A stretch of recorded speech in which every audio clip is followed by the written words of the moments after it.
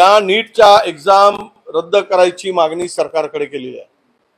हरियाणाच्या केंद्रावर ज्या पद्धतीनं काळाबाजार झाला, खुद्द राज्यातले मंत्री हसन मुश्रीफ म्हणतात की नीट परीक्षा या होऊच नाही, कारण त्या बोगस घेतले जातात। या सगळ्यांचं सिलेक्शन मेरिटवर व्हावं। खरं म्हणजे इथे प्रचंड नुकसान महाराष्ट्रातील मुलांचं झालेलं आहे, महाराष्ट्राच्या पोरांचं नुकसान झालेलं आहे।